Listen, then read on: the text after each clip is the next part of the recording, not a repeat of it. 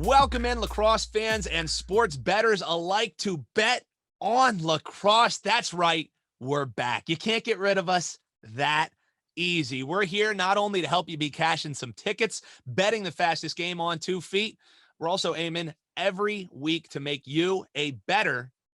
I'm your host, Dan Alexander. Happy to be back with you. We had a terrific PLL season, and now we're getting a little warmer. We're going indoors. It's time for box lacrosse, and it's time for the NLL Week 2 preview. Joining me today is one of our contributors with Pro Lacrosse Talk. It's my guy, my fellow Philly boy.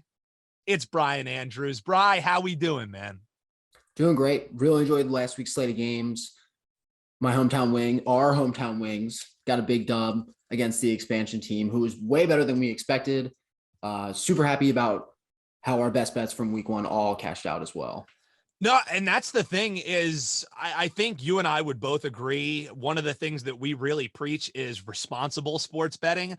And the same thing that we said when the PLL was first starting up, like, we're going to be here for you, the Bet On Lacrosse team, trying to get you the most up to the minute data that we possibly can. But as seasons are starting out, you know, it's pizza money bets. It's really trying to feel your way out. It's really trying to ascertain where we fit in to the over-unders, to the totals, to the spreads, to the money lines. I think one of the things that I said when we started in the summer with the PLL, and something that I want to stress again as we're here for our first official episode, me and my guy Hutton Jackson behind the scenes producing the show. We did a little preview about the futures market, but this is really the first time we're diving into the nitty gritty.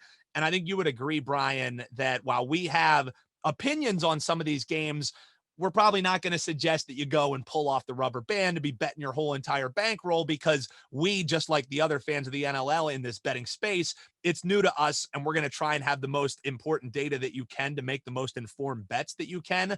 But we're all learning here together through the early part of the season, and probably our stronger opinions are going to come as the season continues. Would you agree with that? Absolutely. And also the fact that the teams have just changed so much since they've last played, it's hard to tell who's really going to come out and click immediately. And week 1 didn't help really with any of that. That's true. Between all the close games, the multiple overtimes, the underdog covering the spread almost 90% of the time, and the favorite winning 5 out of the 7 games. You can even see that the books are kind of learning as they go, because most of the favorites for the money line, at least on Cool Bet, they're not paying anything for the money line favorite this week. And so they're also being really wary of allowing people to just bet all the favorites and getting a huge payout on that. Yeah, and that's something that, we're going to try and sift through as we continue here with the season. And also something that I think us in the U.S., huge shout out to CoolBet Canada. Without them, that's really where we get our opening lines from. That's where we start formulating our opinions from. So shout out to the team there. I know Chris Abbott, one of their managers, terrific guy. He's been being as instrumental as he can getting us information, but we're not able to bet it in the U.S. Now, I do want to give a shout out to one of the Twitter users who's been reaching out and interacting with us. You can do so on the Twitter. You can get at me at Newbie Talks. You can get at my man Brian Andrews. Just spell his name backwards, put an @ sign in front of it. Boom, you got him on the Twitter. And of course, you can get us by dropping us a line at Bet On Lacrosse. But we got reached out to by at OG13 Bruin, and he was saying, hey guys, check out Bet US. He apparently dropped a line to them, was able to get up some lines there. So that is an offshore book that you are able to get down on some of these lines for. But, we're still kind of waiting for it to be available on a mainstream sports book, as, the PLL was partnered with DraftKings over this past summer, and you were able to get some lines on BetMGM. We're hoping that that is something that comes along during this season, but still, it's at least encouraging the fact that we're starting to see it. At least the people who are up north in Canada, they're able to bet it on CoolBet, and people are able to get it offshore at Bet US. But you kind of alluded to it there, and something that we want to really drive home to people is checking out and being interested in the Bet On Lacrosse report. It's a betting report that's formulated by my guy right here, Brian, and also a member of our team, Parker. They go through the lines, they look at the totals, and they formulate the most comprehensive betting snapshot of lacrosse that you will find anywhere, folks. And I'm not just saying it because they're on my team. I'm saying it because it's true. You will not find this information anywhere else than the comprehensive Bet on Lacrosse report. And in that report, you were kind of touching the surface there, Brian, about the fact that it was strong parity out of the gate. Maybe not as much on the money line, but if you're looking at the spread, you said around 90%. The exact number is 85.7% was the underdogs against the spread. There were 2 instances where teams got 2.5 points, and both of them covered. One of those teams was Panther City playing our Philadelphia Wings, Bry, and they took them to overtime despite being a 2.5 point dog coming in. So I think definitely on the spread, the books are looking for that sweet spot, but I think it also speaks to the parity of the league. And that's one of the things that you can really see in the Bet on Lacrosse report. Yeah, and it shows much more than that too. It shows league-wide trends like who's winning the money line, the underdog or the favorite, against the spread. We also have a comprehensive breakdown of the totals, which totals are hitting the most for overs and unders. But it also breaks down teams, their scoring histories, and then even more comprehensively, their matchup history. So as the season goes on, the report only gets more informative for a specific team, and you'll be able to sift through if the books are kind of being conservative in the way that they are. You might be able to sift through and find the best deals that way. Although there's no guarantee. There is no guarantee. And that's the thing is with sports betting, there is never going to be a guarantee. Even your best plays, folks, are going to lose about 50% of the time. So you can sift through all the numbers all you want, but you still have to be really sticking to that strong bankroll management. Is maybe whenever people ask me, like newbie, like what is your best tip for sports bettors? The number one is for me, only bet with money you can afford to lose, because some of those best plays are still going to lose around 50% of the time. And some of the best sports bettors in the world are trying to just break past that 52%, because then you're beating the VIG, you're beating the juice that you're laying. And if those are new terms to you, don't worry. As the Bet on Lacrosse season continues, we're going to break down exactly what that kind of stuff means. So if you're checking out the Bet on Lacrosse report, Brian, for what it's worth, if people are interested in some of these trends that we're laying out, some of the information that they lay out, they're wondering how they can see it. Do you have an easy way that they're able to reach out to you to maybe be one of the users of this Bet on Lacrosse report? Twitter is always a great space to get in contact with me, particularly for lacrosse related reasons. Also, we are planning on setting up a landing page on the Pro Lacrosse Talk website. Cool. So when that happens, we will publicize it and you'll be able to find out through Pro Lacrosse Talk and Bet on Lacrosse brands. For sure. And you can also check out that landing page. It's prolacrossetalk.com/cross-betting. Check out prolacrossetalk.com. For what it's worth, guys, a little pat on the back time. Our Pro Lacrosse best bets, ones that were unanimous picks across the board. How about a cool little 3-0? We correctly predicted the Mammoths money line win. We like the Fire Wolves and the Rocks under 21 goals. And we also like the Bandits, aka the Chaos, but the Bandits to cover the 1.5 point spread. A lot of chemistry coming into the year for those guys. Some of those trends that Brian was alluding to: underdogs 6-1 against the spread, favorites 5-2 straight up. And if you're a total bettor, well, you can just be playing some good old-fashioned overs. Everybody loves an over. Unders a little bit more for the heart palpitations if you like playing unders, like our guy Parker.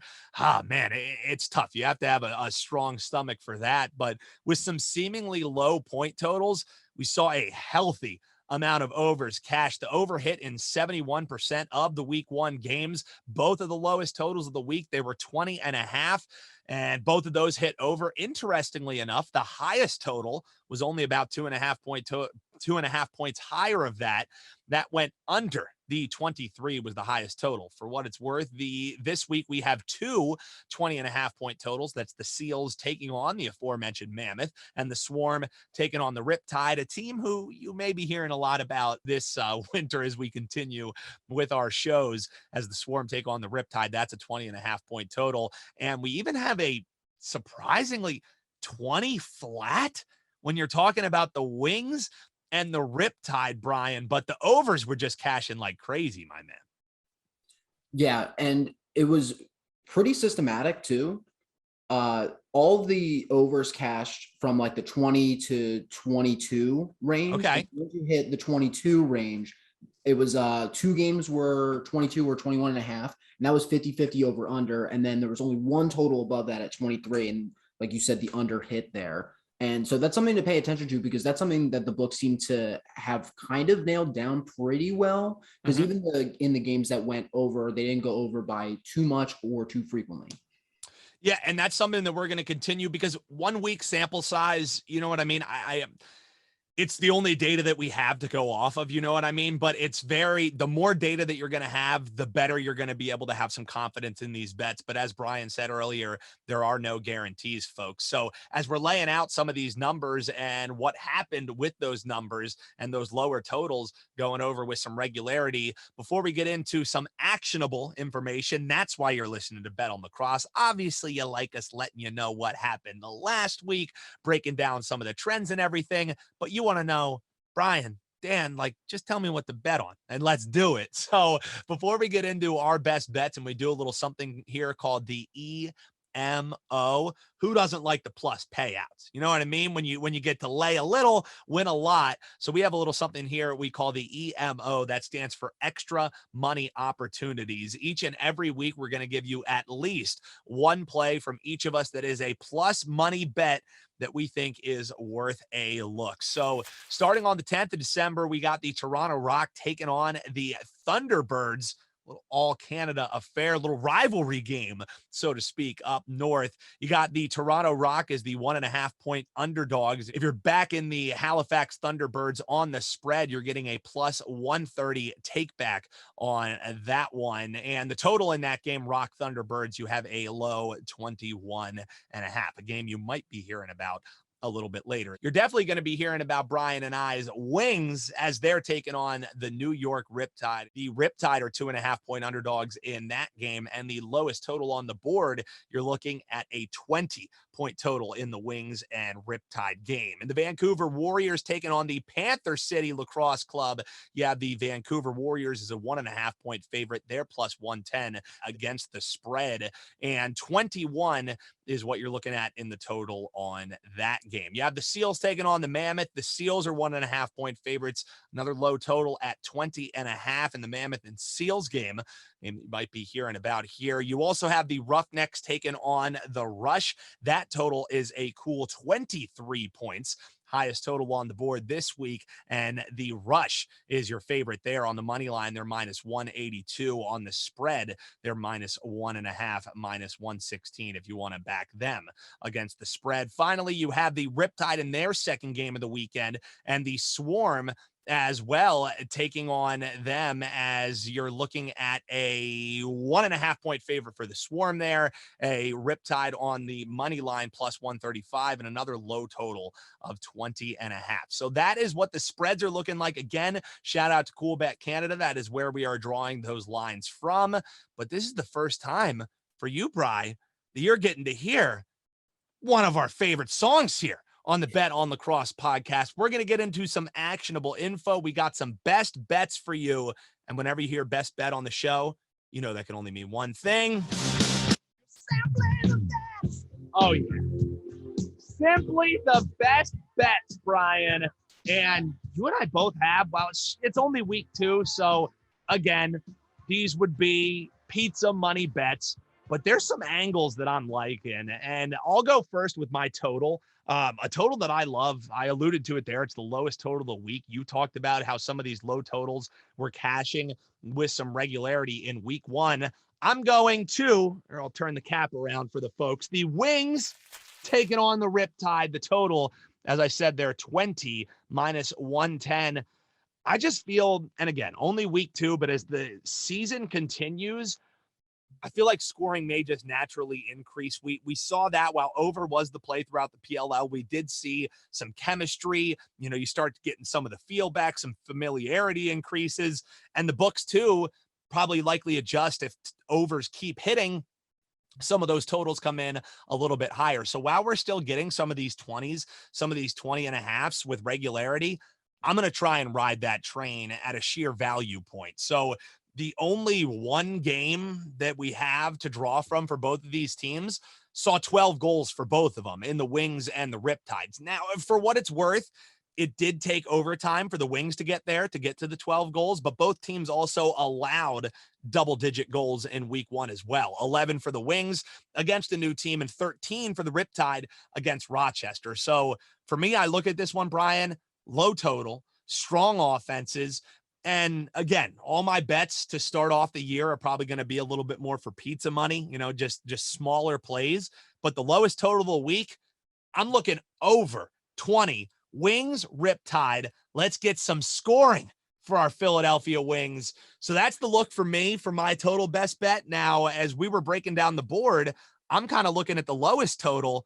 I think you have a feel on the highest total of the week, Brian. What are you looking at for your best bet? Earlier in the pod, I brought up the 23 total line from week one, kind of on purpose as a segue to this, because the under also hit last week for the highest total at 23. And this week, the highest total is again 23. And in this case, it's for the Rush versus the Roughnecks, which is really hard to say that. Say that 3 times fast. That's why I let you do it. I was like, I'm going to let him get the alliteration out. But the Roughnecks in week one only put up 9, and the Rush held Halifax to 12. The Roughnecks are not Halifax on offense, in my opinion. Fair. So I think it's likely that the Rush are going to be able to keep the ball out of their net. On the other hand, Calgary's netminder, Christian Del Bianco, he let up 16, but that's only the 4th time in his entire career that he's done that, and he's normally a really elite netminder in this league. So I think that letting the recency bias of the 16 goals against him is being shown in this total. And I think that that's an over-exaggeration of what the score of this game is going to be, unless the Rush, assuming that the Rush come in form, they just run the table on the Roughnecks and score a ton. But I'm betting against that. So under 23, Rush Roughnecks, minus 110 for me. So I'm going over the 20. He's going under the 23. So it's the best of both worlds. If you like chocolate, you like vanilla, hey, you get a swirly cone of both of them right there. I also was breaking down before we got into it, and the way that we usually end the show, we give a little EMO. That means an extra money opportunity. And I always look forward to this part, because who doesn't like the plus payouts, baby? So whenever you hear the OJs, that's when you know it's EMO time. This is any bet on the board that is a plus money payout. So it could be as low as plus 105. It could be as high as, I got cashed like a 3-1 ticket for the folks during the PLL season. All bat lead off here for us, because mine might not be as fun as your EMO, but I am looking towards the Toronto Rock as they're taking on the Halifax Thunderbirds in all Canada affair. Plus 110 are the Rock. And if you look at championship odds, Bri, these are 2 of the favorite teams. You're looking at Halifax, they're number 1. They're 4-1 to win the championship. And the Rock, not far behind, they're 5.5 to 1. They are the 3rd best odds to win the NLL championship.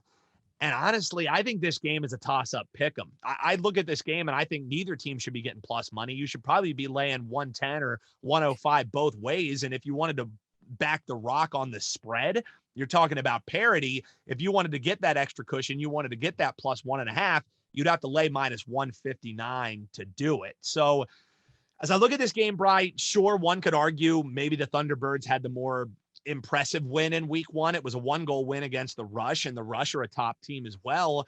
But I look at the Rock's 1-goal win against the Firewolves as being just as impressive. And I don't think that the market is reflecting how impressive I think that win was. Because don't forget, before the stoppage in 2020, the Wolves had the best record back in 2020. It seems like ancient history, and I'm not trying to extrapolate that into this season, because I'm also cognizant of the fact that the Wolves might have the best goaltender in the league, or at least one of the best goaltenders in the league. So for the Rock, eking out a back and forth win might be more impressive than it looks on first glance. So I personally feel, because of the market view of the Thunderbirds being the odds-on favorite, you're getting some value here on the Rock, on the money line. They looked sneaky impressive, in my opinion, in their win last week. So it's not a giant payout.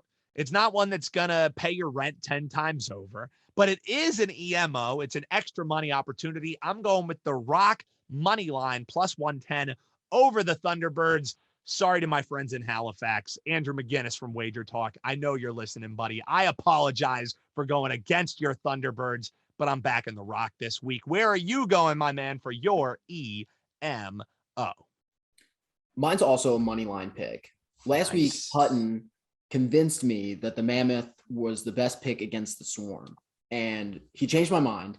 And I think I'm going to follow suit with that, not to fall into the Monte Carlo fallacy of they were the underdog and they won, so they're going to win again, but more so because I don't really understand the Seals being the favorites in this case. I thought the Mammoth came out, they showed up, they really handled the Swarm. The Seals were also the favorite last week against the Warriors, and I think I was unimpressed with their offensive performance throughout the game. I mean, it was a super low scoring game, and they have a really good defense, but I thought that they were lacking some cohesiveness on offense that may come in week 2. But I thought the Mammoth really showed up in their week 1 game. Agreed. And I think they're going to be motivated to take down the Seals as the underdog again. And I think that's a very plausible outcome for plus 125. It looks attractive to me.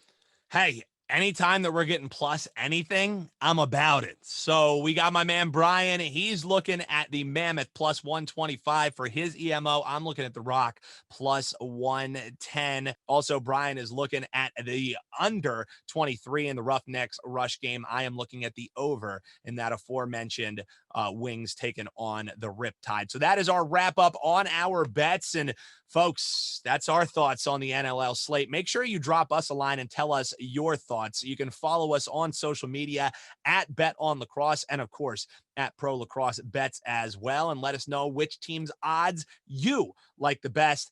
And please, folks, if you like the show, make sure you're tuning in throughout the season. Share, like, review. 5-star reviews are what it is all about. It's Bet On Lacrosse. He's Brian Andrews. I'm Dan Alexander. Huge thanks to our man Hutton Jackson behind the scenes, getting the show on the road. We'll be here with you each and every week, breaking down the slates for you. You know what we like. Tell us what you do at Bet On Lacrosse. And we'll talk to you next week. Hope you have a profitable weekend, everybody. And hopefully you're cashing those tickets.